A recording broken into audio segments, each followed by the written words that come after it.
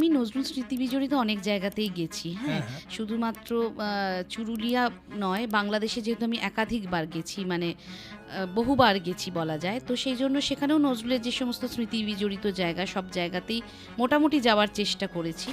তো এই প্রত্যেকটা জায়গার ক্ষেত্রে আপনি যেটা বলছেন যে একটা অন্য রকমের অনুভূতি, সেটা হয়তো তাঁরাই অনুভব করেন যারা নজরুলকে সেরকম মন প্রাণ থেকে একদম। ভালোবাসেন, এবং এই অনুভূতিটা কারোর সাথে শেয়ার করাটা খুব মুশকিল। এখনো পর্যন্ত আপনি যদি চুরুলিয়ায় যান, তাহলে এখনও সেখানকার যে বাচ্চা বাচ্চা ছেলেরা দৌড়ে বেড়ায়, খেলে বেড়ায়, তাদেরকে দেখলেই যেন মনে হয় যে সেই যে ছোটবেলায় ছোট্ট নজরুলকে নজরুল খেলা করছে। খেলা করছে। মানে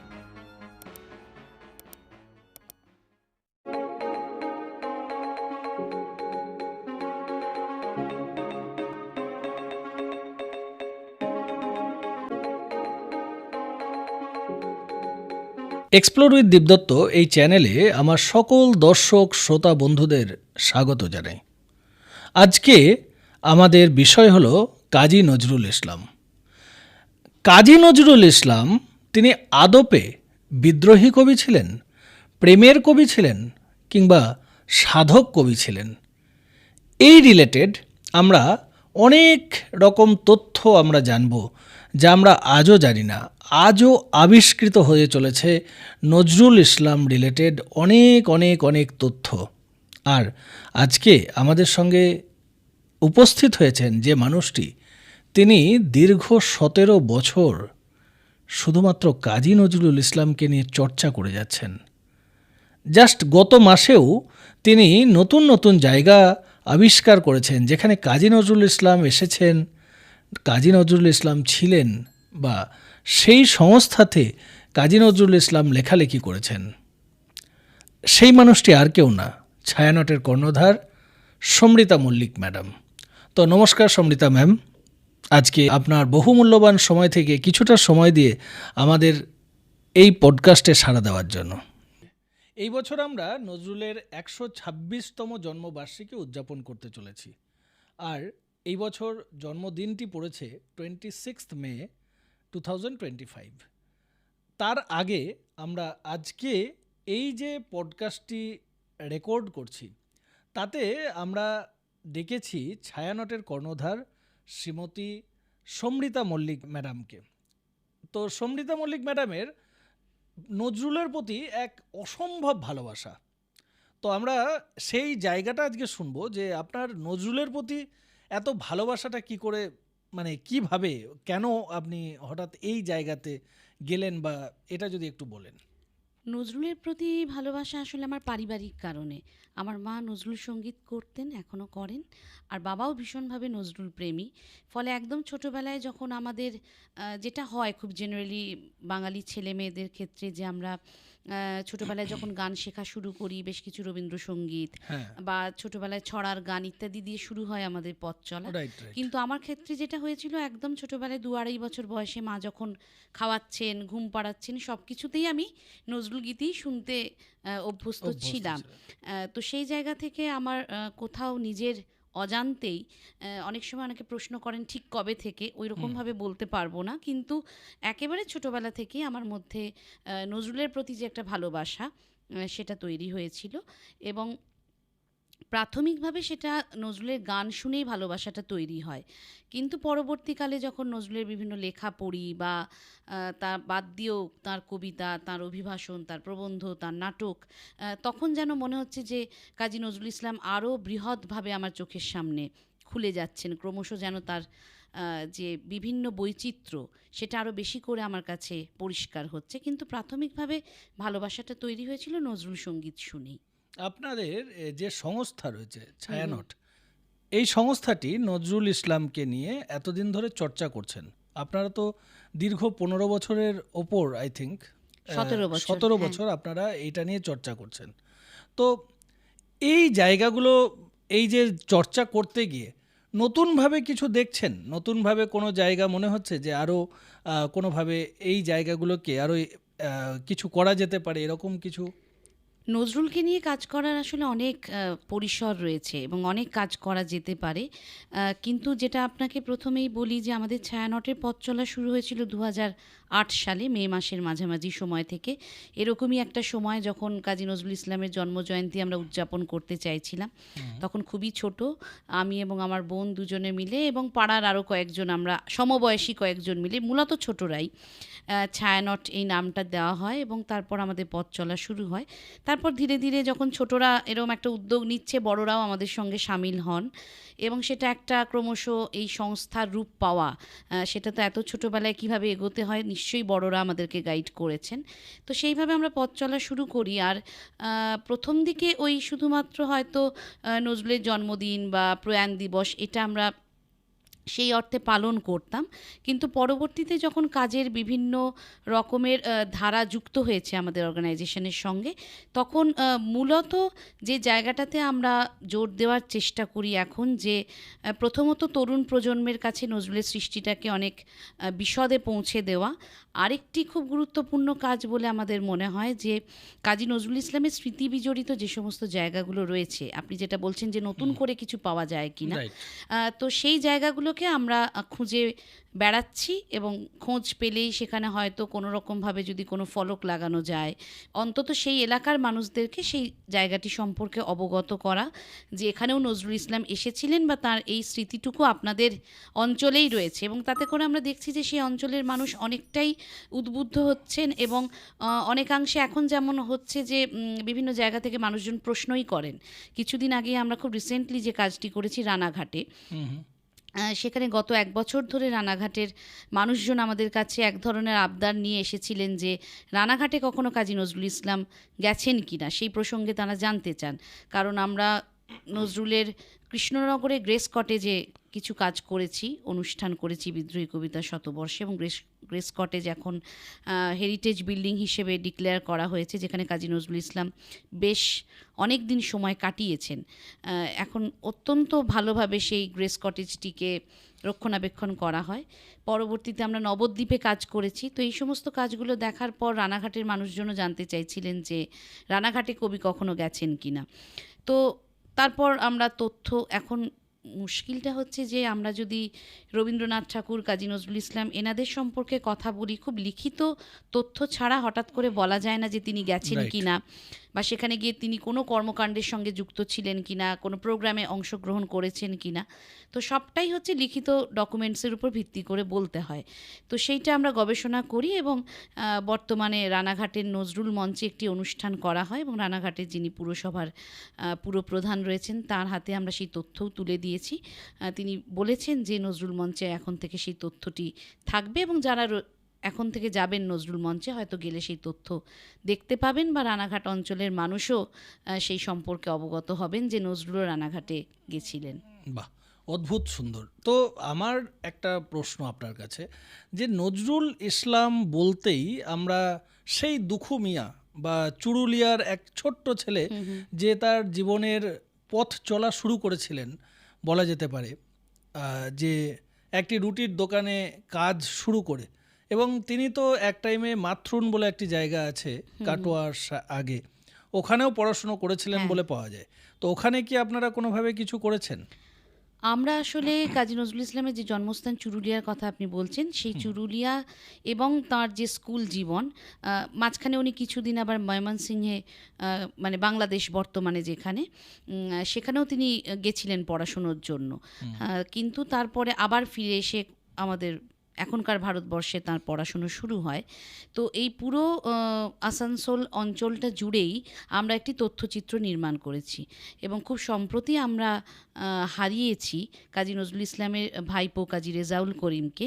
আমাদের এই তথ্যচিত্রে আমরা যে ডকুমেন্টেশনটা করেছি সেখানে ওই রেজাউল করিম স্যার উনি প্রত্যেকটি জায়গাতে নিয়ে গেছেন আমাদের, এবং আপনি যে রুটির দোকানের কথা বলছেন সেই জায়গাগুলো আমরা খোঁজার চেষ্টা করেছি এবং সেই জায়গাগুলোতে দাঁড়িয়ে তার মুখ থেকেই আমরা সেই তথ্য যতটুকু পাওয়া যায় এবং পারিবারিকভাবে তিনি যতটুকু জানেন সেই তথ্য তিনি নজরুল প্রেমীদের কাছে উপস্থাপন করার চেষ্টা করেছেন। এই তথ্যচিত্রটি অলরেডি তৈরি হয়ে গেছে, 55 মিনিটের একটি তথ্যচিত্র, কিন্তু এখনও এইটা আমরা বাইরে সেইভাবে প্রকাশ করিনি বা এখনও দেখানো হয়নি। অভূতপূর্ব, মানে আমি তো সিরিয়াসলি, আপনি বলছেন আমার না গুজবাম্প দিচ্ছে, মানে এই যে ব্যাপারটা যে আপনি ওই মানুষটির সাথে কানেক্ট করছেন যিনি নজরুলের সময়ে হয়তো তাদের রুটির দোকান ছিল, বা তারই হয়তো পূর্বপুরুষ কারো রুটির দোকান ছিল। হ্যাঁ, মানে তাদের পূর্বপুরুষ এই জায়গাটা অবশ্যই। ফিল কেমন আপনার ছিল, ওই টাইমের ফিলিংসটা যদি একটু বলেন। আসলে আমি নজরুল স্মৃতি বিজড়িত অনেক জায়গাতেই গেছি। হ্যাঁ, শুধুমাত্র চুরুলিয়া নয়, বাংলাদেশে যেহেতু আমি একাধিকবার গেছি, মানে বহুবার গেছি বলা যায়, তো সেই জন্য সেখানেও নজরুলের যে সমস্ত স্মৃতি বিজড়িত জায়গা, সব জায়গাতেই মোটামুটি যাওয়ার চেষ্টা করেছি। অন্তত যখন খবর পাই যে এখানে নজরুল কখনো এসেছেন, সে জায়গাতেই আমার যেতে ভালো লাগে, বা আমি যেতে পছন্দ করি বা জানার চেষ্টা করি।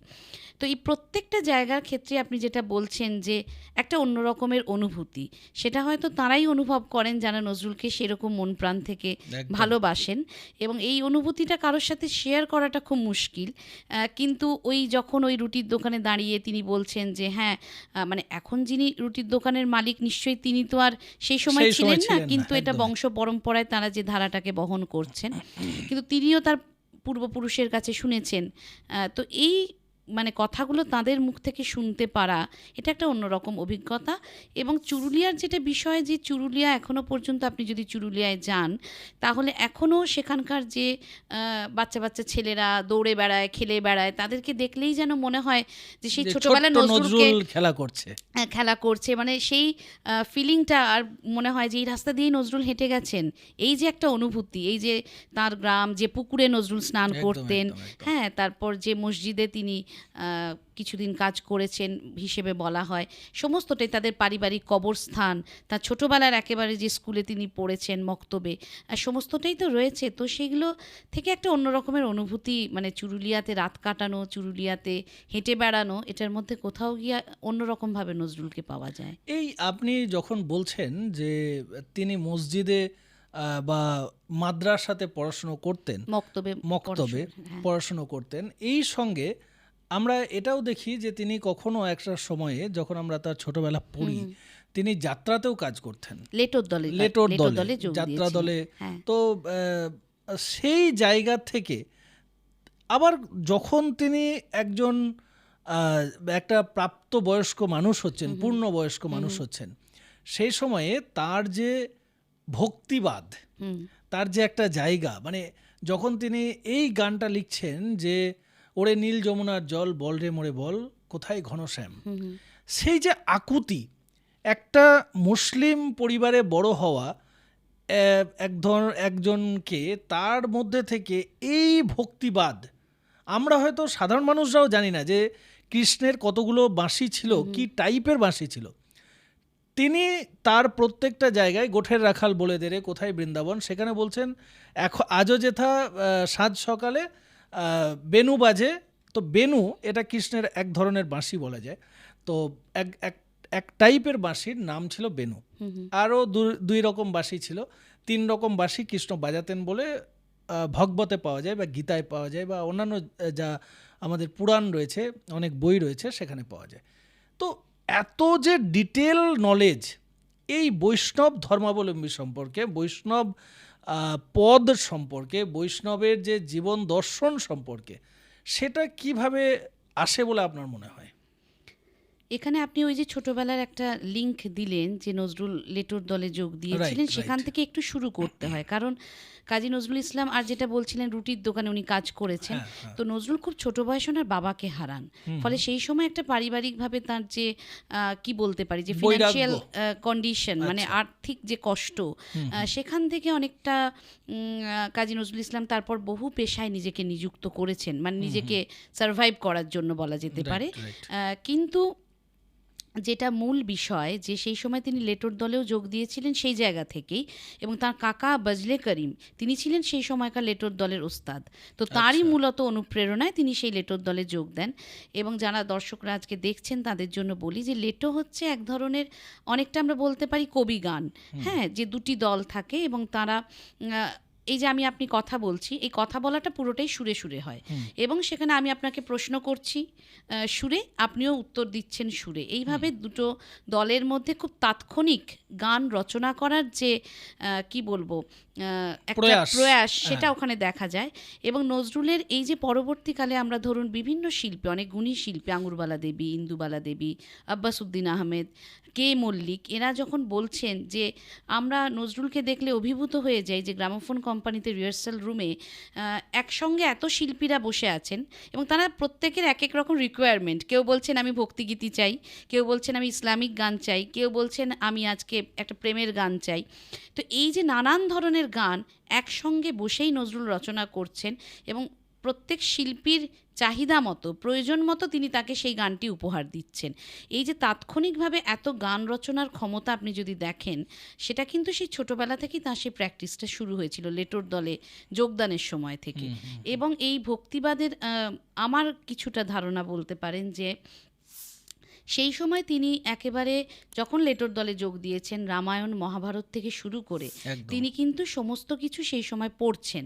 হ্যাঁ, এবং তার সঙ্গে সঙ্গে আপনি ইসলামিক যে ঐতিহ্য, আপনি যেটা বললেন যে এটা খুব ইম্পর্ট্যান্ট এবং খুব ভালো কথা, যেটা আমার খুব ভালো লাগলো, যে উনি জন্মসূত্রে বা পারিবারিকভাবে তিনি মুসলিম, কিন্তু কাজী নজরুল ইসলামকে আমরা সেরকমভাবে কোনো একটি ধর্মের বলে বলতে পারি না, কারণ তিনি মানবতার কবি, এবং তিনি হিন্দু এবং মুসলিমদের একসঙ্গে করার জন্য এবং তাদের মধ্যে সমস্ত ভেদাভেদকে গুছিয়ে দেওয়ার জন্য তিনি সারা জীবন যে অক্লান্ত পরিশ্রম করেছেন, এবং তারপর যখন কখনো কখনো ব্যর্থ হচ্ছেন, তখন তার যে মন খারাপ, তার যে অভিমান, সেটাও এত সুন্দরভাবে ব্যক্ত করছেন। তো সেক্ষেত্রে তাকে ওইভাবে কোনো একটি ধর্মের বলে বলা যায় না, কিন্তু হ্যাঁ, পারিবারিকভাবে বা জন্মসূত্রে তিনি একটি ধর্মের নিশ্চয়ই সেই ধর্মের একটা সম্প্রদায়, হ্যাঁ, সেই ধর্মের কিছু চিন্তা ভাবনা তো তিনি পারিবারিকভাবে পেয়েছেন, সেটা বলাই যায়। তো সেদিক থেকে যখন তিনি লেটোর পালাগুলো যদি আমরা দেখি, যদিও আমরা যারা গান গাইবার চেষ্টা করি নজরুলের গান, লেটো গান খুব কম সংখ্যক আমরা খুঁজে পাই, খুব বেশি সুর আমরা পাই না, কিন্তু লেটো পালা পাওয়া যায়। হ্যাঁ, লেটো পালাগুলো পাওয়া যায়, যার সুর না পাওয়া না গেলেও লেটো পালাগুলো যদি আপনি পড়েন, তাহলে দেখবেন যে সেই লেটো পালার ওনার অনেক কম বয়সের রচনা, 11, 12, 13 বছর বয়সে নজরুল লিখছেন, কিন্তু সেই লেটো পালাগুলোর মধ্যে এত গভীরতা, বিশেষ করে ওনার যে চাষার সং বলে একটি পালা রয়েছে, সেই পালার মধ্যে আপনি যদি দেখেন, আমরা মূলত চাষ বলতে বুঝি, বিশেষ করে ওই বয়সের ছেলেমেয়েরা চাষ বলতে যা বোঝে যে কৃষিকাজের ক্ষেত্রেই আমরা বুঝি, কিন্তু তিনি এত মানে সুন্দরভাবে মনের চাষ, দেহের চাষ, এই সমস্ত কথা আনছেন তার এই পালার মধ্যে। এটা আসলে একটা অন্যরকম ঐশ্বরিক ক্ষমতাই আপনি বলতে পারেন, যে সেইটা নিয়ে জন্মগ্রহণ না করলে হয়তো এই বয়সে গিয়ে এই ধরনের চিন্তাভাবনা বা ভাবধারা তার মধ্যে আমরা হয়তো খুঁজে পেতাম না। আচ্ছা সমৃতা, তুমি যদি আমাদেরকে 2 লাইন লেটো গান শোনাও।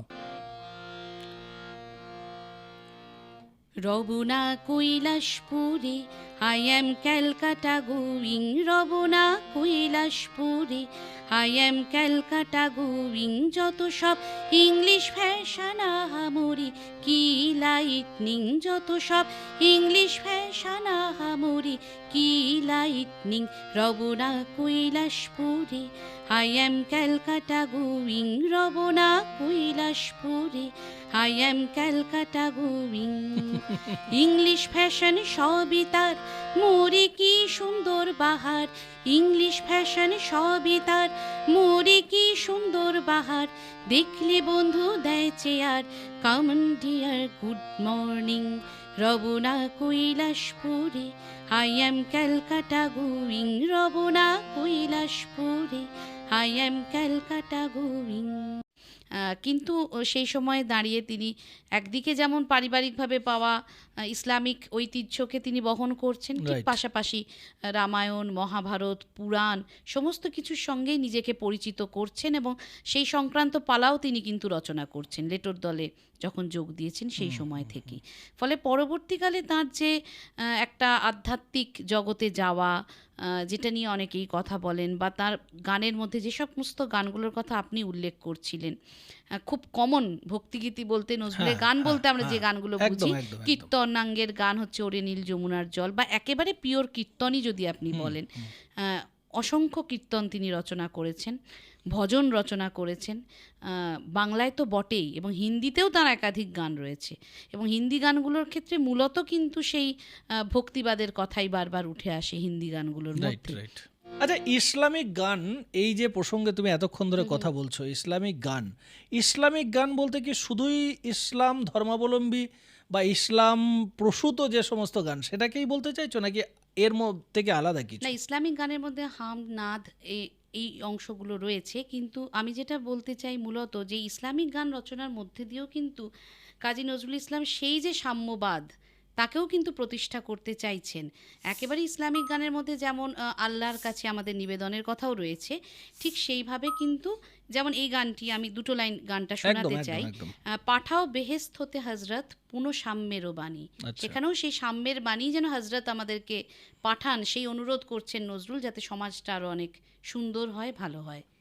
চলো হয়ে যাক। পাঠাও বেহেস্ত হতে হজরত পুনঃ সাম্যেরও বাণী, আর দেখিতে পারি না মানুষে মানুষে এই হীন হানাহানি। পাঠাও বেহেস্ত হতে হজরত পুনঃ সাম্যেরও বাণী, আর দেখিতে পারি না মানুষে মানুষে এই হীন হানাহানি। বাহ, অপূর্ব অপূর্ব।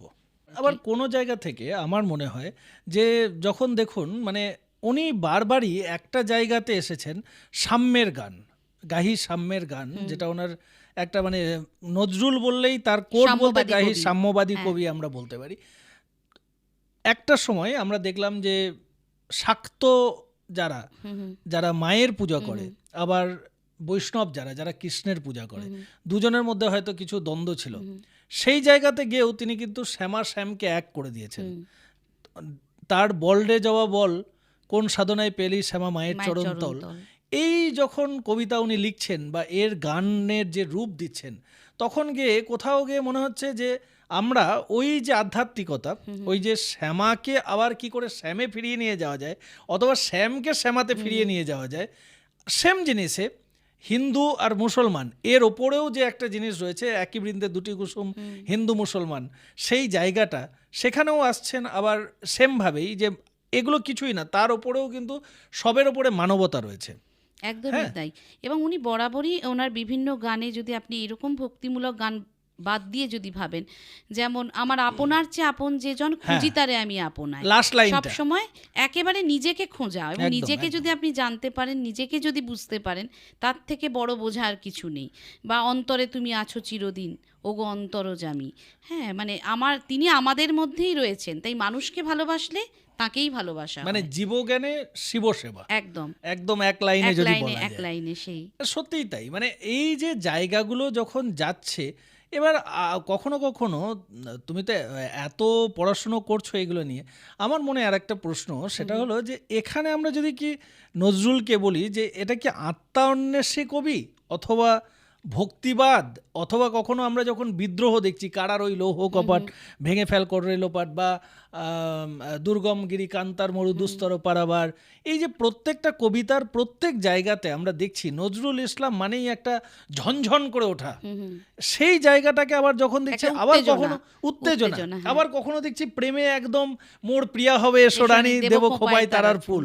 কি অদ্ভুত, মানে তার মতো প্রেমিকার কেউ নেই। তো এই যে জায়গাটা এত ভার্সেটালিটি, মানে এত ভার্সেটাইলিটি যে বলা যায়, এত বৈচিত্র্য, এটাকে তুমি কিভাবে ব্যাখ্যা করবে? আসলে কাজী নজরুল ইসলামের জীবনে আপনি যে পয়েন্টগুলো ছুঁয়ে গেলেন, খুব কম কথায় ছুঁয়ে গেলেন, কিন্তু খুব ইম্পর্টেন্ট কথা, যে নজরুলের জীবনের কিছু ঘটনা, যে ঘটনাগুলির ফলে আপনি যে নজরুলকে বলছেন যে তিনি বিদ্রোহী কবি, এবং কিছু ঘটনা তারপরে নজরুল অনেক বেশি ধীর স্থির শান্ত, হ্যাঁ, যেখানে তার মধ্যে এই ভক্তি রসের গান আমরা পাচ্ছি, বা অনেক বেশি সময় তিনি গান কম্পোজ করছেন। সেই সময় তার মধ্যে ধরুন সেই অর্থে নজরুল কিন্তু তখন খুব একটা যে স্বাধীনতা সংগ্রামীদের উদ্বুদ্ধ করার জন্য যে গান লিখছেন, সেই গানের সংখ্যা আছে, কিন্তু তার সঙ্গে সঙ্গে এই গানের সংখ্যাও ক্রমশ বাড়ছে।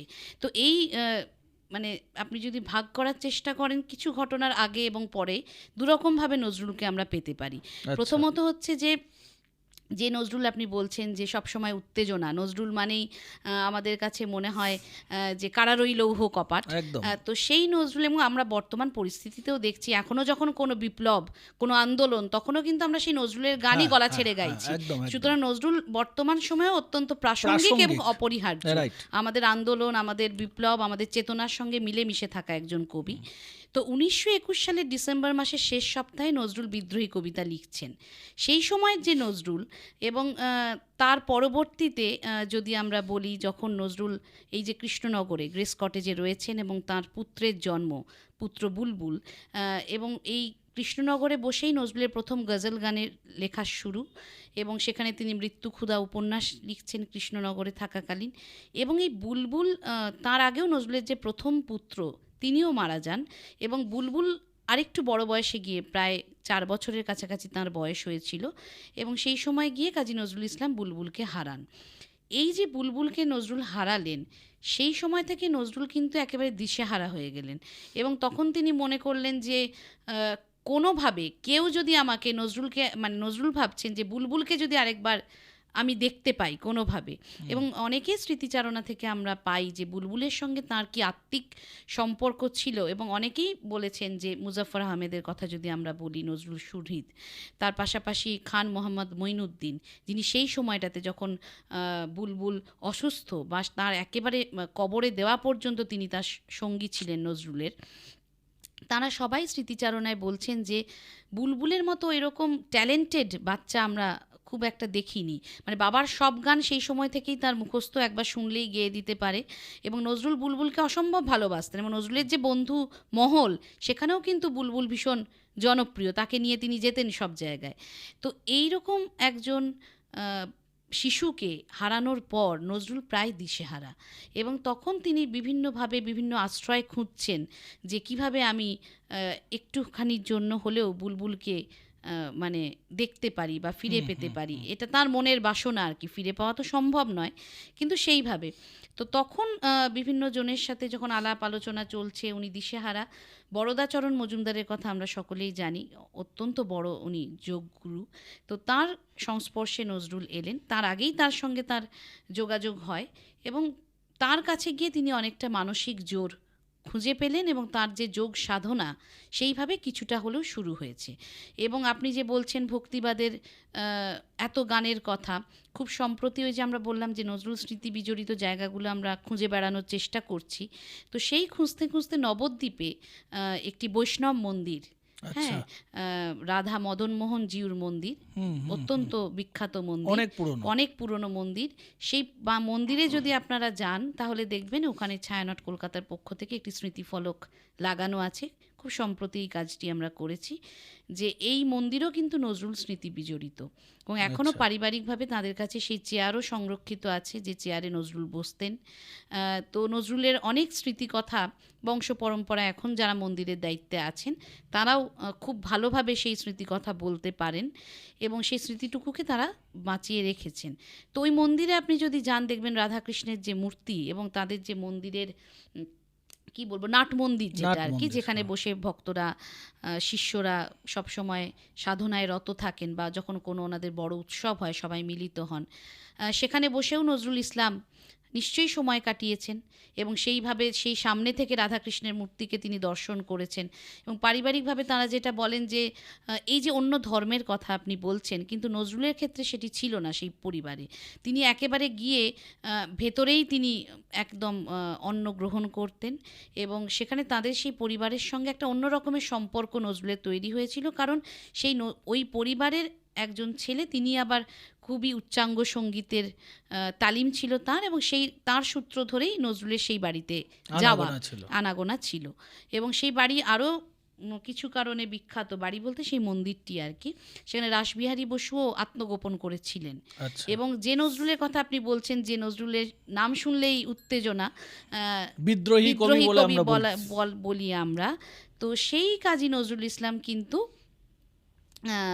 ওই যে মন্দিরে আমরা যদি দেখি, সেই মন্দিরটির সঙ্গে সম্পর্ক হচ্ছে মন্দির যিনি প্রতিষ্ঠা করেন তিনিও কিন্তু সেই সময়কার বহু স্বাধীনতা সংগ্রামীদের সেই মন্দিরে আত্মগোপন করে থাকতে সাহায্য করেছিলেন। এবং তিনি বলেছেন যে এইভাবে মানে আমরা হয়তো সরাসরি স্বাধীনতা সংগ্রামে অংশগ্রহণ করতে পারবো না, কিন্তু যারা সেই কাজটুকু করছেন তাদেরকে যদি আমরা কোনোভাবে রক্ষা করতে পারি, সেটাও আমাদের দেশের জন্য কাজ করাই হবে।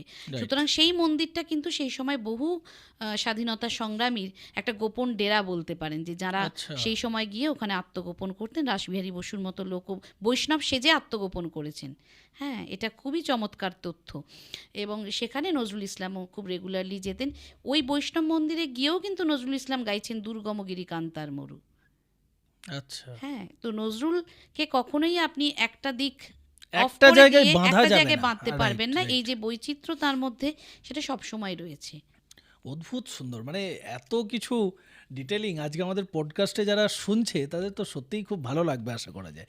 তো যাই হোক, আমরা যে জায়গাতে ছিলাম, আরেকটা জায়গা আমাদের মনে হয় যে যখন বুলবুল মারা গেল তার ঠিক পরে পরে তিনি তো রাধাকৃষ্ণর মন্দির বা তুমি যেটা বললে যে নবদ্বীপ, এই জায়গাগুলোতে তো প্রচুর উনি যেতেন বা উনি যোগ সাধনা করেছেন। আরেকটা জায়গা আমরা একটা পড়ছিলাম, কাজী অনিরুদ্ধর লেখা মোস্ট প্রবাবলি, সেখানে দেখা যাচ্ছে যে তিনি ওই সময়ে দক্ষিণেশ্বরেও খুব আনাগোনা করতেন এবং আদ্যাপীঠেও ওনার যাতায়াত ছিল, এবং কালীঘাটেও। হ্যাঁ, কালীঘাটেও তিনি যেতেন, কারণ আমাদের কলকাতায় 24 নম্বর অশ্বিনী দত্ত রোড হচ্ছে শরৎচন্দ্রের বাসভবন। তো সেখানে আমরা দীর্ঘ 10 বছর কি 12 বছর, 10 থেকে 12 বছর তো হবেই, আমরা ওখানে ওই প্রতি মাসে শরৎচন্দ্রের যে বৈঠকখানা, সেখানে প্রতি মাসে আমরা একটি করে অনুষ্ঠান করি। তো সেই অনুষ্ঠান করার প্রসঙ্গে এবং করতে গিয়ে আমরা এখন যারা ওখানকার মেম্বার রয়েছেন শরৎ সমিতির, তারা অনেক বয়োজ্যেষ্ঠ মানুষেরা রয়েছেন, তারা বলেন যে নজরুল কালীঘাটে পুজো দিয়ে প্রত্যেক শনিবার এই বাড়িতে আসতেন এবং শরৎচন্দ্রের সঙ্গে এই বৈঠকখানাতে বসেই তার আলাপ আলোচনা, সাহিত্য সম্পর্কিত কিংবা দাবা খেলার জন্য তারা একত্রিত হতেন। এরকম অনেক স্মৃতিচারণা পাওয়া যায়। সুতরাং দক্ষিণেশ্বরে তো যেতেনই, কালীঘাটে যেতেন।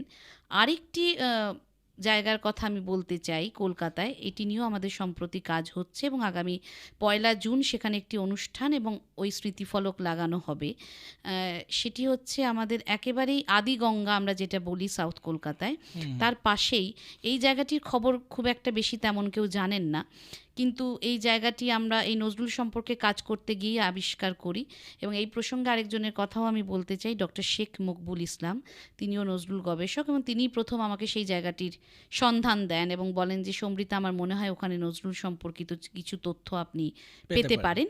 তো সেই অর্থে তাদের সঙ্গে আমাদের একটি যোগাযোগ তৈরি হয়। এটিও একটি মন্দির এবং সেই মন্দিরটির নাম হচ্ছে তারাচরণ সত্য সংঘ এই মন্দিরটি। এবং এখানে মন্দিরের যে বিভিন্ন পত্রিকা রয়েছে বা তাদের লিখিত ইতিহাসেও রয়েছে যে কাজী নজরুল ইসলাম সেই সাধু বাবার কাছে যেতেন, যদিও তিনি ছিলেন কিন্তু বর্তমান বাংলাদেশের মানুষ, চট্টগ্রামের। এবং সেখান থেকে তিনি কলকাতায় এসেছিলেন। কলকাতায় আসার পর যদিও তিনি ধর্মীয়ভাবে বুঝতেই পারছেন যে নিশ্চয়ই এক ধর্মেরই মানুষ, কিন্তু তার মধ্যে যে সমস্ত কার্যক্রম এখনও সেই মন্দিরে হয়, সেখানে কিন্তু আমরা যেটা দেখি যে খুবই আধুনিক মনের মানুষ ছিলেন তিনি। এবং সেখান থেকেই একটা আন্দাজ করা যায় যে খুব ভালোভাবে বোঝা যায় যে নজরুলের সঙ্গে তার একটা সম্পর্ক গড়ে উঠতে খুব একটা বেশি সময় লাগেনি। এবং তিনি সেখানে গিয়ে হারমোনিয়াম নিয়ে বসে ভক্তিমূলক গান শোনাতেন বাবাকে। তার জন্মদিনের জন্যও তিনি গান রচনা করে দিয়েছেন ভক্তদেরকে, মানে ভক্তদের অনুরোধে। এরকম বহু ঘটনা। তাদের সংঘসাথী বলে একটি পত্রিকা রয়েছে, যে পত্রিকা মাসিক পত্রিকা এবং এখনও বেরোয়, যে পত্রিকাতে কাজী নজরুল ইসলাম লিখেছেন। কাজী নজরুল ইসলামের যিনি শিক্ষক ছিলেন আমরা সকলেই জানি, কুমুদ রঞ্জন মল্লিক, তিনিও লিখেছেন তার কথা মানে এই বাবার পত্রিকায়। এবং এখনও পর্যন্ত সেই পত্রিকা কিন্তু চলছে এবং প্রতি মাসেই সেই পত্রিকা বেরোয়। পত্রিকার নাম হচ্ছে সঙ্গসাথী। তো বর্তমানে নজরুল বিষয়ক বহু লেখা সেখানে প্রকাশিত হয়। আমিও কখনো কখনো কিছু লিখি, এবং আপনি ওই যে বলছিলেন রোমাঞ্চিত হওয়ার কিছু ঘটনা, তো সেটাই আমি ভাবি যে এই পত্রিকাতে নজরুলও লিখেছিলেন কখনো, আবার কখনো নজরুলকে নিয়ে আমার লেখাও যে কোনোভাবে ছাপা হচ্ছে। তাই এই ধরনের ফিলিংগুলো আসলে একেবারে অন্যরকম। এই ফিলিংসটা না একটা মানে এটা সত্যি ওই মানে আমি আপনাকে জিজ্ঞেস করলাম বা তোমাকে একটু আগে জিজ্ঞাসা করলাম যে কখনো এই ফিলিংসটা কীরকম শেয়ার করা যেতে, মানে এটা সেই এরকম যে হয়তো কেউ মিষ্টি খায়নি, তাকে আমি বলছি যে মিষ্টির টেস্টটা কীরকম, যে হয়তো অল টাইম মিষ্টি কোনো দিন খাইনি, তাকে আমি কি করে বোঝাবো যে মিষ্টিটা জিনিসটা কী, এটা যে ফিল করে সেই শুধু বুঝতে পারবে সিরিয়াসলি। তো এই যে এত ভার্সেটাইল একটা ক্যারেক্টার, মানে একজন মানুষ মানে মানে আমি এটা দর্শক বন্ধু শ্রোতা বন্ধু যারা শুনছেন তারা আমার আবেগটা আশা করি বুঝতে পারছেন। তো এইরকম একজন মানুষকে নিয়ে যখন আমরা চর্চা করছি, কখনো কখনো তার জীবনের প্রেম, এতগুলো দিক থাকা সত্ত্বেও তার জীবনের প্রেমটা নিয়ে তুমি যদি কিছু বলো। প্রেমিক নজরুল তো বটেই, এবং সেখানে ওই যে গানটির কথা আপনি বলছিলেন, মোর প্রিয়া হবে এসো রানী দেব খোঁপায় তারার ফুল, এই গানটি হচ্ছে যে একদিন কয়েকজন বন্ধু বান্ধব মিলে নজরুলরা বসেছিলেন এবং সবাই বলছেন যে হঠাৎ করে যদি বেশ কিছু টাকা পাওয়া যায় তাহলে আপনি আপনার প্রিয়াকে কিভাবে সাজাবেন। তো সবাই নানান রকম ঘটনা বলছেন যে আমি এটা কিনে দেবো, ওই কিনে দেবো, ইত্যাদি ইত্যাদি। তো নজরুল তখনই সঙ্গে সঙ্গে এই গান লিখে ফেললেন যে আমার কোনো টাকারই প্রয়োজন নেই প্রিয়াকে সাজানোর জন্য, এবং মোর প্রিয়া হবে এসো রানী দেব খোঁপায় তারার ফুল। গানটা পুরোটা পড়লে আরও খুব সুন্দর বোঝা যায় যে জোছনার সাথে চন্দন দিয়ে মাখাবো তোমার গায়ে, এই যে কথাগুলো, তো এইভাবেই নজরুল ভাবতে পারতেন আসলে। আর তার জীবনটাও যত বৈচিত্র্য, প্রেমের ক্ষেত্রেও ঠিক তাই। এটা নিয়ে একটা আলাদা এপিসোড হওয়া উচিত, মানে প্রেমিক নজরুল। এবং সেখানে আমরা সকলেই জানি আমাদের পডকাস্টের নাম আমরা যদি এরকম রাখি, জানা অজানা নজরুল, হ্যাঁ, তাহলে অনেকগুলো এপিসোডে অনেক তথ্য বলা সম্ভব, অনেকগুলো তথ্য যাবে একদম। তো তাও আমি একটু খুব সংক্ষেপে বলার চেষ্টা করি যে প্রথমেই আমরা জানি যে অনেকে এটা বলেন যে তার সঙ্গে বিবাহ হয়েছে, আবার অনেকে বলেন যে হয়নি। এটা নিয়ে একটা মতভেদ আছে। কিন্তু নার্গিসের কথা আমরা সকলেই জানি, প্রমীলা দেবীর আগেও একদম প্রথমেই নজরুল যার প্রেমে পড়েছিলেন নার্গিস, এবং তার বাল্যপ্রেমের কথাও জানা যায়। কারণ নজরুল যখন ফিরছেন যুদ্ধ থেকে, যখন 49 নম্বর বেঙ্গলি রেজিমেন্ট ভেঙে দেওয়া হলো, কাজী নজরুল ইসলাম ফিরে এলেন কলকাতায়, তো তখনও কিন্তু তার যে কি বলবো আসবাবপত্র বলা যায় না, তার যে বোচকা পুটলি সব ছিল আর কি, বিভিন্ন ব্যাগপত্র, তার মধ্যে ঘেঁটে একটা মাথার কাঁটাও পাওয়া গেছিল, যেটা তিনি অনেক দিন ধরে খুব নিজের কাছে যত্ন করে রেখেছিলেন। হ্যাঁ, সেটা তার বাল্যকালের হয়তো কোনো প্রেমিকার কাঁটা হতে পারে, এই ধরনের অনেক কথা প্রচলিত আছে। তবে নার্গিসের প্রেমের কথা তো সকলেই জানেন, নার্গিসের সঙ্গে প্রেমের কথা। এবং আমি যেহেতু কুমিল্লার দৌলতপুরে বেশ কয়েকবার গেছি, যে দৌলতপুরের মেয়ে নার্গিস, সেখানকার মানুষরা কিন্তু এখনও মনে করেন যে নজরুল তাঁদের জামাই। তো সেই নিয়ে একটা চমৎকার তাদের আবেগ রয়েছে। এবং দৌলতপুরের মানুষজন সত্যি যেভাবে নজরুলকে তাদের চিন্তায় ভাবনায় ধারণ করেন, সেটা দেখলে আমরাও আবেগ আপ্লুত হয়ে যাই। তো নার্গিসের সঙ্গে তার ওই বিয়ের রাতে তার চলে আসা, এবং সেই সময় কিছু ঘটনা যেটা নজরুলকে খুবই ব্যথিত করে। এবং নজরুল বলতে আমরা ওই যে বলছি বারবার যে তার যে সবসময় মাথা উঁচু করে দাঁড়িয়ে থাকা এবং কোনো কিছুর কাছে মাথা নত না করা, সেই তো নজরুল। ফলে তার এই কথাগুলো না তিনি যে শুধুমাত্র লিখে গেছেন তা নয়, তার জীবনের প্রত্যেকটা জায়গায় তিনি এইটাকে মানে খুব চমৎকারভাবে মেনে চলেছেন। সেটাই আসলে নজরুলের কাছ থেকে শেখার, যে আমরা শুধু মুখে বলি যে না আমরা কারোর কাছে কম্প্রোমাইজ করব না, কিন্তু আমরা আমাদের কাজে কর্মে বা জীবনে, বা এই যে হিন্দু মুসলিম যে সম্প্রীতির কথা তিনি বলেছেন, তার জীবনেও আপনি দেখুন প্রমীলা দেবীর সঙ্গে তার যে বিয়ে হয়েছে, তিনি কিন্তু কখনোই তাকে ধর্মান্তরিত করেননি, একেবারে বিশেষভাবে তাদের বিয়েটা সম্পন্ন হয়। এবং ছেলে মেয়েদের নামও তিনি যখন দিচ্ছেন যে কৃষ্ণ মোহাম্মদ, হ্যাঁ, তো এই যে কৃষ্ণের নামও আছে, আবার তার সঙ্গে ইসলামিক একটা যোগসূত্র তিনি রাখছেন। তো এইগুলোই কিন্তু নজরুল ইসলাম শুধু মুখে বলেছেন তা নয়, তার নিজের জীবনেও সেই কাজগুলো তিনি করে গেছেন আর কি। আমরা একটু নার্গিসের ব্যাপারটা নিয়ে যদি আরেকটু বিস্তারিতভাবে আমরা জানি। নার্গিসের ব্যাপারে বিস্তারিত বলতে, এবং সেই সময় আলী আকবর খাঁ যিনি ছিলেন নার্গিসের মামা, তিনি আসলে নজরুলকে ওই দৌলতপুরে নিয়ে যান। এবং দৌলতপুরে নিয়ে যাওয়ার সময় এবং তাঁরই মূলত একটা অনুপ্রেরণা কাজ করে, এবং তারপর নজরুলের প্রেমে পড়েন এবং তিনি চান যে নার্গিসের সাথে নজরুলের বিয়েটা হোক। কিন্তু বেশ কিছু শর্ত নজরুলকে দেওয়া হয়েছিল, কিন্তু সেই শর্তগুলো এখন কাজী নজরুল ইসলাম এমন একটি চরিত্র, বুঝতেই পারছেন যে তিনি কোনো শর্ত বাঁধনে যাকে বাঁধনে বাঁধা বাঁধা যাবে যাবে না, না, একদম। তিনি বাঁধন হারা।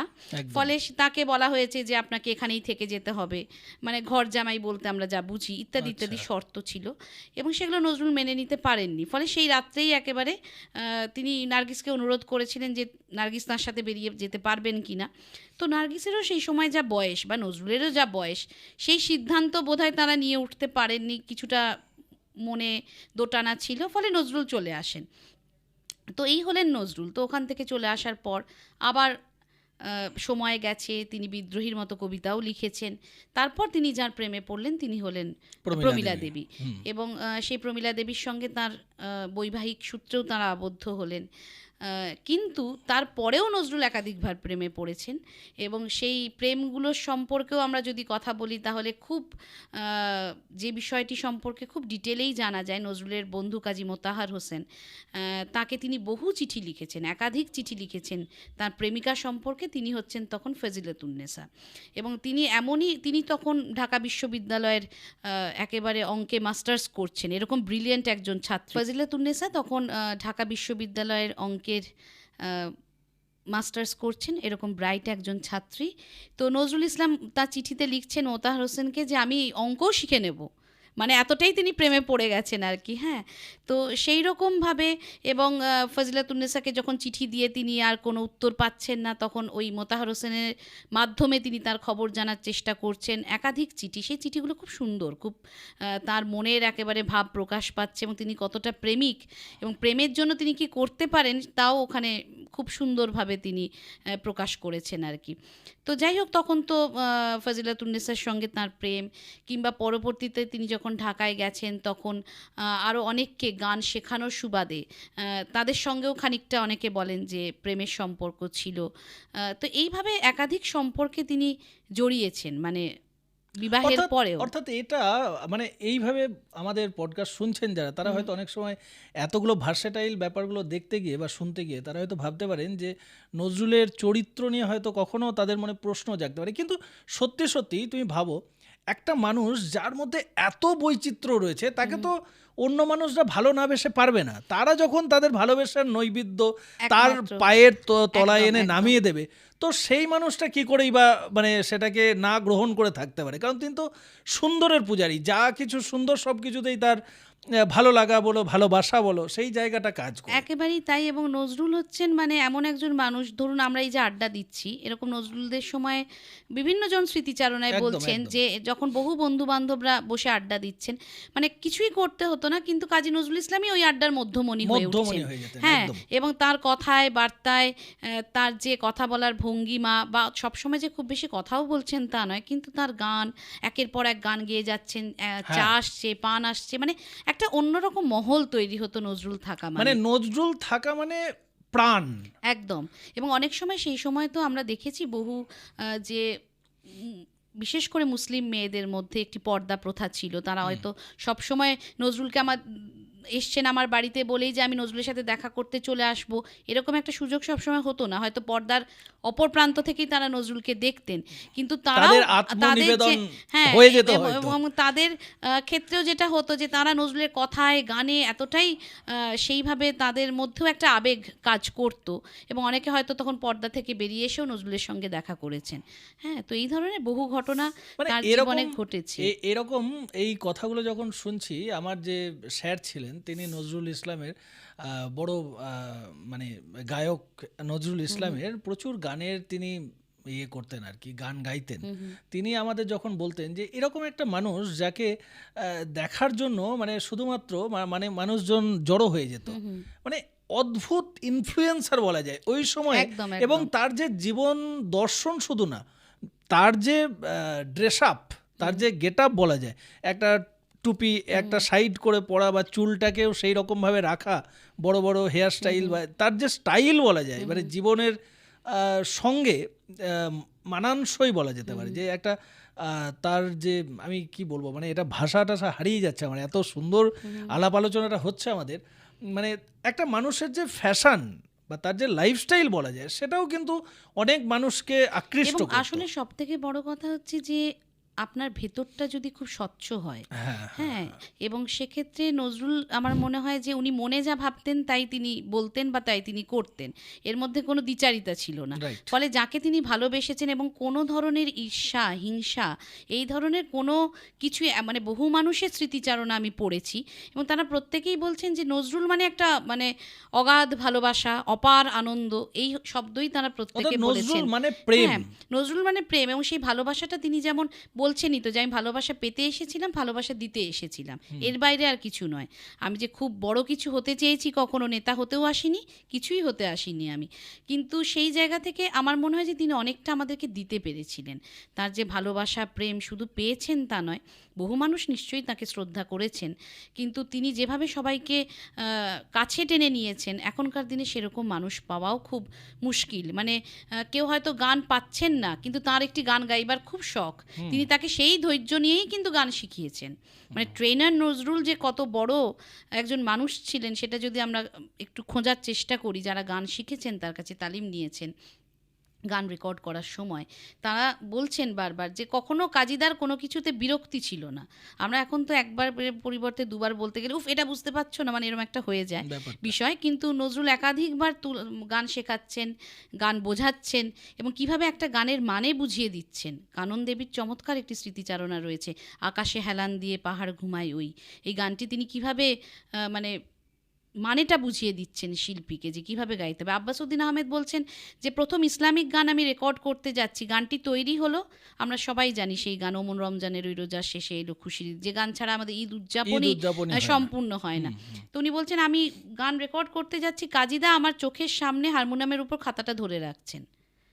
তো তিনি তো বলতেই পারতেন আমি নজরুল ইসলাম, আমি আমার এই রকম একটা পর্যায়ে পৌঁছে আমি, তুমি গান গাইবে আমি খাতা ধরে থাকবো, মানে এই যে ব্যাপারগুলো, এই ধরনের মানসিকতার মানুষ এখন খুব একটা তো আমাদের চোখে পড়ে না। তো যারাই ভালোবাসা পেয়েছেন তার কাছ থেকে তারাই জানেন যে তার কি মূল্য, এবং এই স্মৃতিকথাগুলো পড়লে বোঝা যায় যে কিভাবে নজরুল সবার কাছে কেন এতটা জনপ্রিয় হয়ে গেছিলেন। এবং যে কোনো সভা সম্মেলনে, যে কোনো সমাবেশে, আজকে দেশবন্ধু চিত্তরঞ্জন দাস কোথাও বক্তৃতা দেবেন, নেতাজি সুভাষচন্দ্র বসু বক্তৃতা দিচ্ছেন, তার আগে পরে নজরুলের গান ছাড়া সেই সব সম্মেলন পূর্ণ হতো না।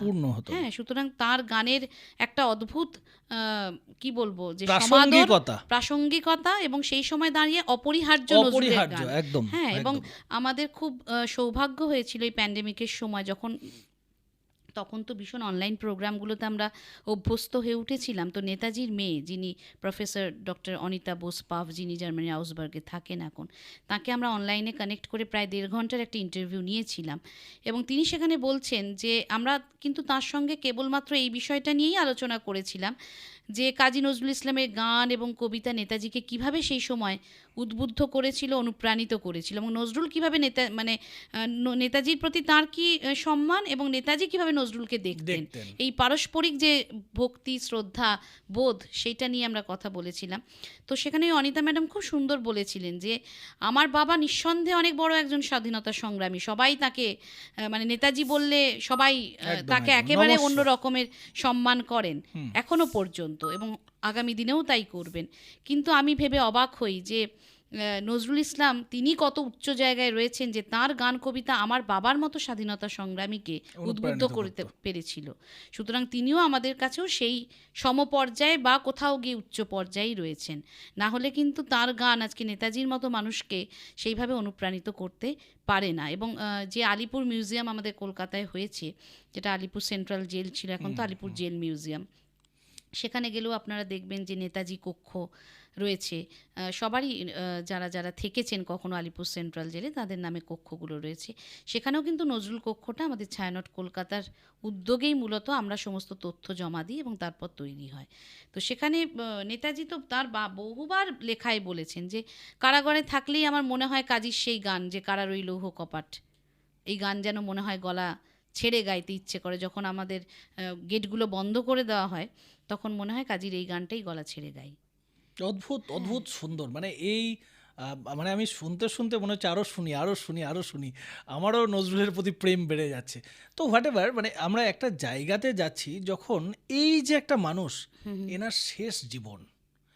শেষ জীবন আমার ওই আমার যে স্যার ছিলেন উনি আমাদের বলতেন যে একটা সময় ছিল যখন নজরুল শুধু লিখে গেছেন আর ওই কাগজটা ফেলে দিয়েছেন, ওইটা নিজেদের বলে দাবি করে এমন অনেক মানুষ আছেন যারা নিজেদের ওই সমকক্ষটাই মানে নজরুলের ওই ফেলে দেওয়া গান যেগুলো মানে হাফ লিখে ফেলে দিয়েছেন বা ফুল লিখে মনে হয়েছে নজরুলের যা না এই গানটা তো আমার ভালো লাগছে না, তার জন্য আমি ফেলে দিই।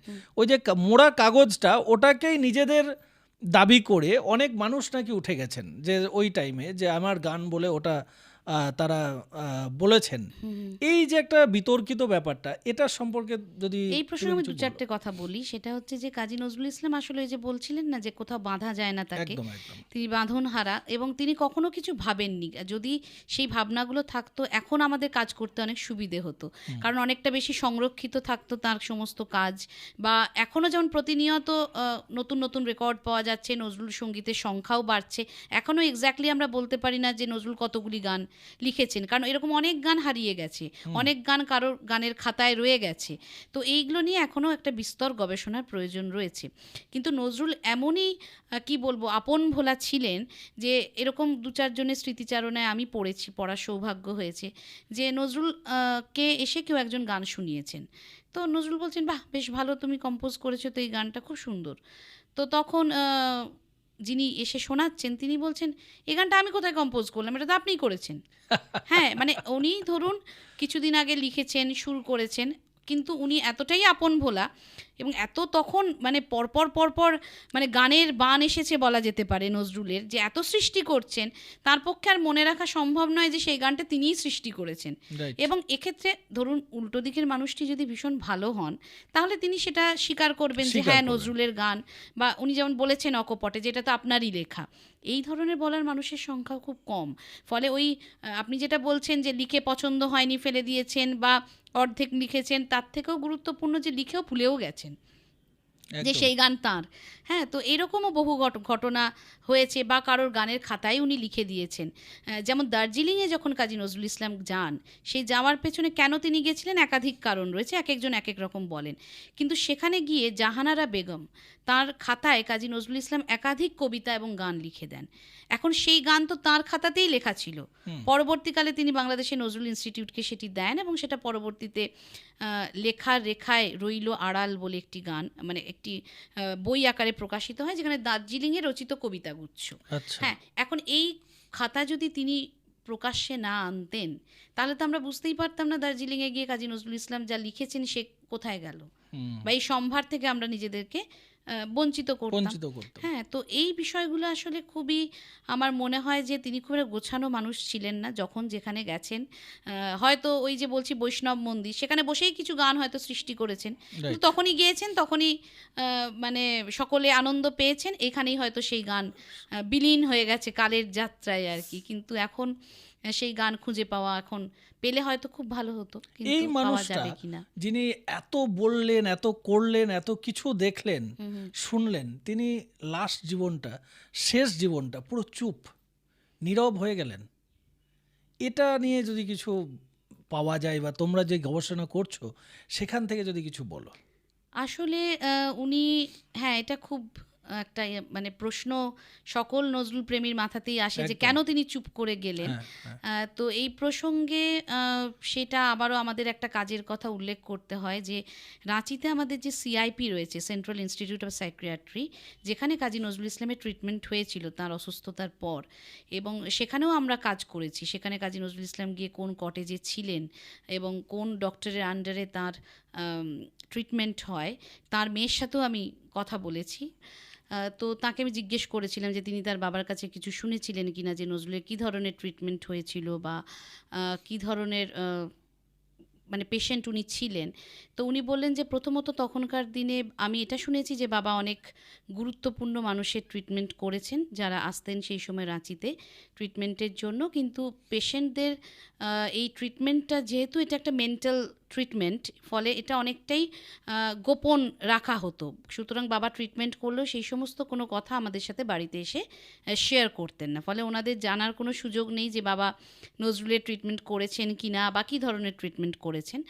তো পরবর্তীতে বিভিন্ন বই থেকে আমি কিছু তথ্য পাই যে কী ধরনের ট্রিটমেন্ট সেই সময় রাঁচিতে নজরুলের হয়েছিল।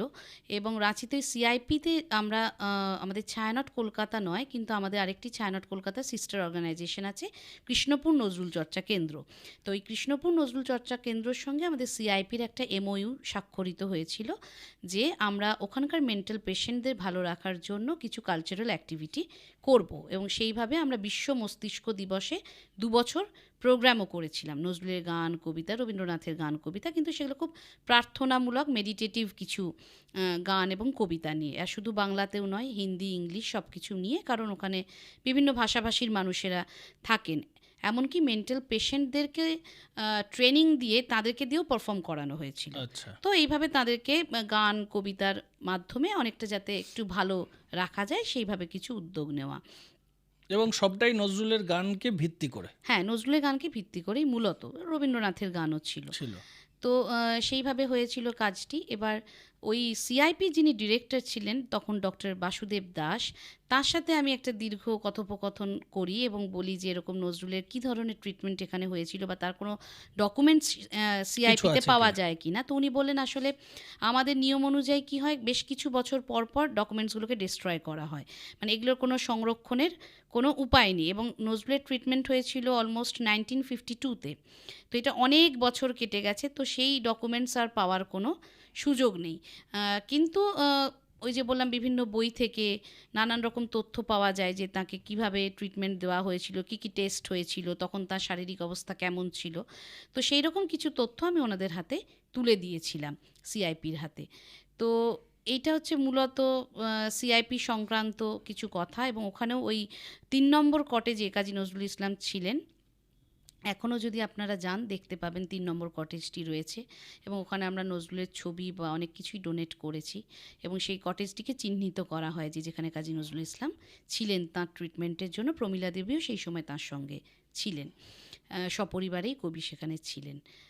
তো এখানেও তাঁর ট্রিটমেন্ট হয়। ফিরে এসে আমরা জানি তিনি বিদেশেও যান, কিন্তু ওই যে আপনি বলছেন তিনি নীরব হয়ে গেলেন, আসলে নীরব হয়ে গেলেন, সেখানে তার শারীরিক অসুস্থতার একটা দিক তো রয়েছে। কিন্তু আমরা, এটা আমার খুব ব্যক্তিগত অনুভূতি, যে আমরা যদি কাজী নজরুল ইসলাম যখন নীরব হয়ে যাচ্ছেন, এই যে নীরব হয়ে যাওয়ার আগের লেখা যে সমস্ত তার গান বা তার অভিভাষণ, তার কবিতা, সেগুলো যদি আমরা একটু মনোযোগ দিয়ে পড়ি, তাহলে বুঝতে পারবো যে একটা কোথাও খুব নীরব অভিমান, এবং তিনি যে চেষ্টা করছেন যে একটি সুন্দর সমাজ তৈরি করার জন্য তার যে সারা জীবনের অক্লান্ত পরিশ্রম, তিনি মনে করছেন কোথাও গিয়ে তাহলে কি আমি ব্যর্থ হলাম, এই ধরনের প্রশ্ন তার নিজের মধ্যেই তৈরি মানে হচ্ছে। নিজের সাথে হ্যাঁ, নিজের একটা দ্বন্দ্ব তৈরি হচ্ছে। তৈরি হ্যাঁ, হচ্ছে। এবং এই যে খেলা শেষ হলো যে গানটি, এটা যদি খুব মনোযোগ দিয়ে পড়া যায়, বোঝা যায় যে কখনো কখনো মনে হয় যেন তিনি খুব ভেবে চিন্তে কি তাহলে চুপ করে গেলেন, মানে আমার অন্তত তাই মনে হয়। একদম। হ্যাঁ, যে তার যে অনুভূতি এই গানটিতে তিনি যা লিখছেন, তাতে মনে হচ্ছে যে সত্যি যে আর হয়তো আমি নিতে পারছি না, মানে যা হচ্ছে আমার সঙ্গে, মানে আমার সঙ্গে বলতে ব্যক্তিগতভাবে তার সঙ্গের থেকেও বড় কথা, সমাজে যা ঘটে চলেছে ওই সময়ে সামাজিক যা পরিস্থিতি, সেটা হয়তো কোথাও গিয়ে তাকে খুব বেশি পরিমাণে বেদনাহত করছে। তিনি হয়তো সেই ব্যাপারগুলো খুব একটা মেনে নিতেও পারছেন না। আমরা অনেকক্ষণ নজরুল ইসলামের স্মৃতিতে ভেসে যাচ্ছিলাম। শেষ করব একটা প্রশ্ন দিয়ে। আমি চিরদাস, আমি চির বিদ্রোহী, এই যে জায়গাটা কবি যখন বলছেন, তখন কি আপনার কোথাও মনে হচ্ছে যে একদিকে ভক্তের কোনো কণ্ঠস্বর, আবার একদিকে কোনো যোগীর কণ্ঠস্বর বলে আপনার মনে হচ্ছে? কাজী নজরুল ইসলামের বিদ্রোহী কবিতাটা যদি আপনি দেখেন, একটা তো দীর্ঘ কবিতা এবং অত্যন্ত জনপ্রিয় কবিতা, আমরা শুনলেই একটা অন্যরকম অনুভূতি হয় আর কি, যখন মানে কারোর কণ্ঠে আমরা শুনি সেই কবিতা।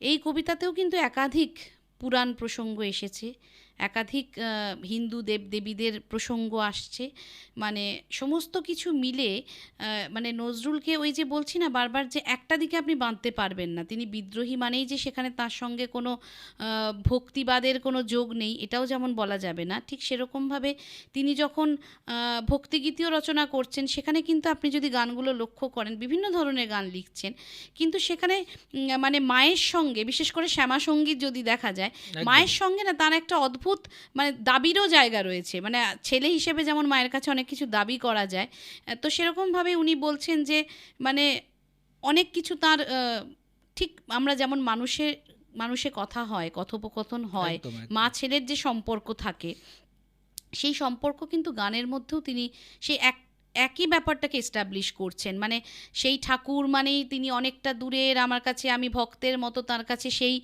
সাধনা দিয়ে পৌঁছতে পারবো কি না, এই যে দূরত্ব থাকে তার থেকে উনি অনেক বেশি ঘরের মেয়ে করে নিচ্ছেন। যেমন আপনি যদি কি বলবো আগমনী গানগুলো দেখেন, যেগুলো আমরা মূলত দুর্গাপুজোর সময় গিয়ে থাকি মহালয়ার অনুষ্ঠানে বা অন্যান্য অনুষ্ঠানে, সেখানে উনি তো পরিষ্কার বলছেন যে বরষ গেল আশ্বিন এলো উমা এলো কই, এবং এখানে একেবারেই যেমন মা মেয়ের জন্য চিন্তা করে যে তিনি বাপের বাড়ি আসবেন, হ্যাঁ বাবাকে পাঠাচ্ছেন যে তুমি নিয়ে আসো আজকে উমাকে, একদম। সেই রকম পুরো ভাবনা থেকে কিন্তু তার সেই গানগুলো লেখা। ফলে অনেক বেশি নজরুলের কাছে, নজরুলের গানে, নজরুলের কবিতায় অন্তত আমরা খুব একটা সেই অর্থে দূরত্বটা বুঝতে পারি না, অনেক বেশি যেন তারা আমাদের খুব আপন মা হয়ে ধরা দেন আর কি। এই বিষয়টা খুব চমৎকার একটা নজরুলের শ্যামা সঙ্গীতের ক্ষেত্রে বা আগমনী গানের ক্ষেত্রে।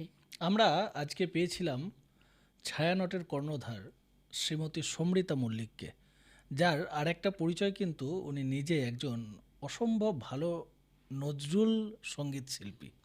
তো আমরা আমাদের পডকাস্টে যখন তাকে পেয়েছি, দু লাইন তোমার তরফ থেকে যদি শ্যামা সঙ্গীত নজরুলের লেখা অথবা বৈষ্ণব পদ অবলম্বনে কিছু, সেটা যদি দু লাইন গাও, যেটা দিয়ে আমরা শেষ করব। নব কিশলয়ে রাঙা শয্যা পাতিয়া, কিশলয়ে রাঙা শয্যা পাতিয়া, বালিকা কুড়ির মালিকা গাথিয়া, আমি একলা জাগি রজনী, বধূ এলো না তো কই সজনী, আমি একলা জাগি রজনী, বধূ এলো না তো কই সজনী, বিজনে বসিয়া রচিলাম বৃথা, বন ফুল দিয়া বেজনী, কৃষ্ণচূড়ার কলিকায় ফুট, আমি তুলিয়ানি বৃথা রচিনু মুকুট, মোর হৃদয়ে রাজা এলো না, আমার হৃদি সিংহাসন শূন্য রহিল, হৃদয়ে রাজা এলো না, আমি যাহার লাগিয়া বাসর সাজাই, সেভাবে মিছে খেলো না সখী, সেভাবে মিছে খেলো না, সে যে জীবন লইয়া খেলা করে, সে যে জীবন লইয়া খেলা করে, আমি মরণের তীরে বসে তারে ডাকি, হেসে যায় বধূ আনে ঘরে, সে যে জীবন লইয়া খেলা করে, সে যে জীবন লইয়া খেলা করে। অপূর্ব, অপূর্ব। আমরা যখন তোমাকে পেয়েছি, কৃষ্ণের গান, লেটো গান সবই শুনলাম, তা একটা যদি শ্যামা সঙ্গীত দু লাইন।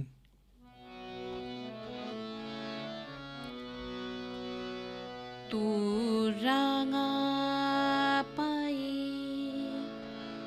নেমা শ্যামা, আমার প্রথম পূজার ফুল তোর রাঙা পায়ে নেমা শ্যামা, ভজন পূজন জানি নেমা,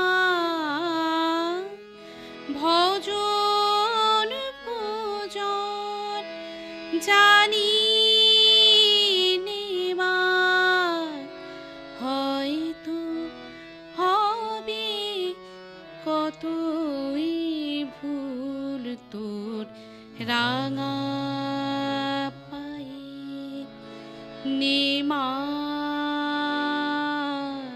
শ্যামা। অপূর্ব অপূর্ব অপূর্ব। আমাদের আজকের এই পডকাস্টটি যারা সম্পূর্ণভাবে শুনলেন তারা কোন কোন কোন কোন ভাবের ধারায় তারা ভেসে গেলেন, এটা সত্যিই মানে তারা নিজেরাই ভাববেন। আর এরকম আরও আরও ভালো ভালো মানে অথেন্টিক পডকাস্ট যদি শুনতে চান, এক্সপ্লোর উইথ দীপ দত্ত এই চ্যানেলটি আপনাদের সাবস্ক্রাইব করতেই হবে। তো অসংখ্য ধন্যবাদ সমৃতাকে, এত ভালোভাবে এত ডিটেলে আমরা আমাদেরকে নজরুলের সঙ্গে আরেকবার পরিচয় করানোর জন্য। আমারও খুব ভালো ধন্যবাদ। লেগেছে। এত সুন্দর প্রশ্ন না করলে আসলে তো উত্তর দেওয়া যায় না। ভীষণ সুন্দর প্রশ্ন, এবং সেই সঙ্গে আমার এই ক্ষুদ্র জ্ঞানে আমি যতটুকু পেরেছি জানাবার চেষ্টা করেছি। ধন্যবাদ।